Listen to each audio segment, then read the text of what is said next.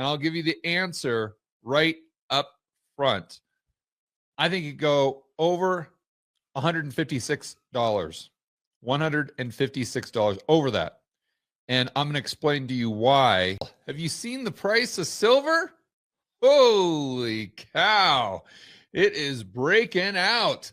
So we've got to ask the question, how high could this baby go? And I'll give you the answer right up front. I think you go over $156. $156 over that. And I'm going to explain to you why in this video. So first, let's start by going over the gold to silver ratio. I'm sure that you guys have heard this before, but I want to go back to long-term trends. This is a website that I really love. And we see that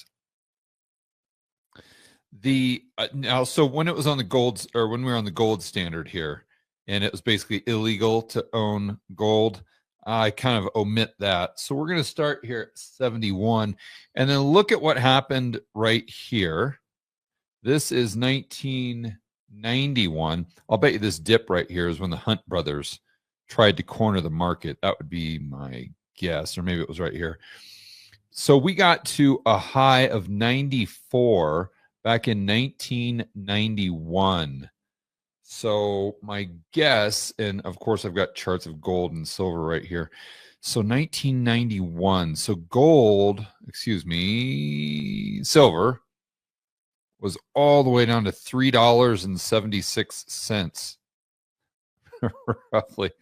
And then gold right around that time. Okay, yeah. So the reason was silver plummeted. And I'll bet you that was right around the recession, which is important because, as you guys know, there's a pretty good probability we go into a recession in the next year or so, maybe this year. So 1991. Yeah, that was a result of silver just tanking, which makes sense because an economic slowdown, industrial metal. And then we get to 98 or so, silver must have gone up because gold didn't really do anything. So I'm taking the price of gold divided by the price of silver. Yeah, so we're right around 45 on that ratio. Now it got to 40, but just right here on the chart, we're kind of just ballparking it. We'll say 45. But remember, the price of gold doubled during this time frame. So that's when, the price of gold goes up, but then the price of silver goes way up. So now let's think about this in today's terms. We have where we are right now. If this is our 2008 moment, let's say, and maybe we do have a liquidity event, maybe we have a recession without a liquidity event, and it doesn't really move the price of gold, but it'd probably move the price of silver back down. Who knows when that happens. But then let's say gold doubles from here like it did in 2008. So that would go up to 6,600. So over the next, call it 2-3 years, whatever, it goes up to 6,600 gold. But if we're using an analog of 2008, then let's just do the same ratio. Because remember, we go for, and by the way, right now we're at almost 100. Almost 100. And the ratio, we're right here. We were at 78 and we went to 40. So here we're at 100. And let's say we go down to 45, consistent with where we were when gold topped out in 2011, 2012, roughly. And so gold goes up. Gold doubles from here. So that would be 6,600. So now what we're going to do is we're going to divide 6,600 by 45, assuming that the ratio goes from 100 to 45, or in other words, assuming the ratio gets close to where it did when gold peaked out at 2011, 2012. So I'm going to divide by 45.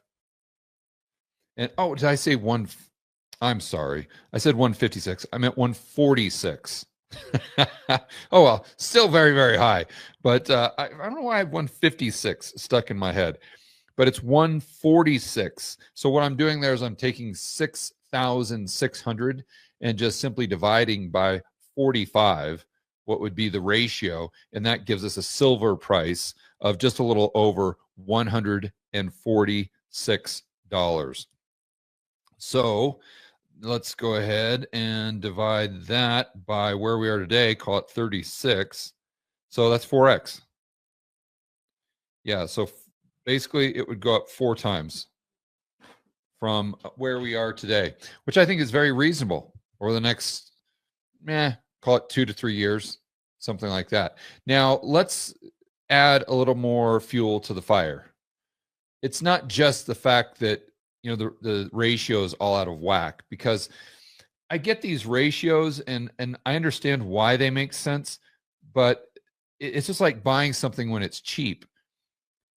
At a certain point, you have to have a catalyst, right? Now, maybe it's just randomly cheap because you get the cerveza sickness, and the catalyst is just the cerveza sickness not being as big of a deal.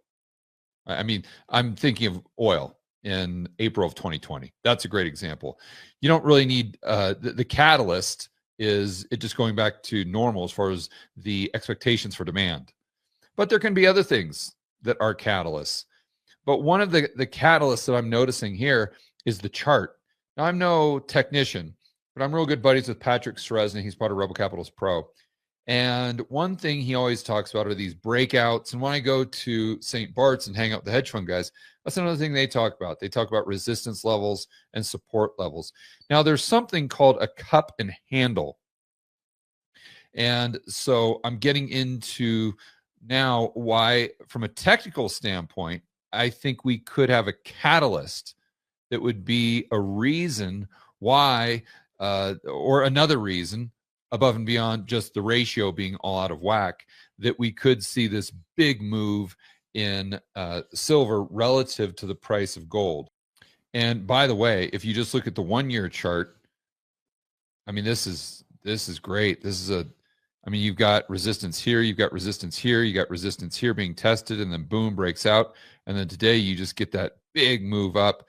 We're at 2.4%, call it, on the day. That in and of itself is a great looking chart. But let's take it a step further, like I was saying earlier, and go over this cup and handle. So this is the cup on the chart, and this is the handle. And you have to keep in mind that this is not updated. I don't know why, but it's because today we're at 36, which would put us just over this point where the cup started. Call it 35.75. And again, today, that's PSLV. Today we are over 36. I don't have the chart right in front of me. So getting back to this cup and handle, if this was in real time, the blue line would be right about here. I mean, you're very, very close. In fact, if you get,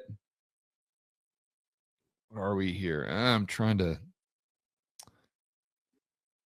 this chart isn't that user friendly, but let's say it's 40. I'd have to, it's going to be a little over 40.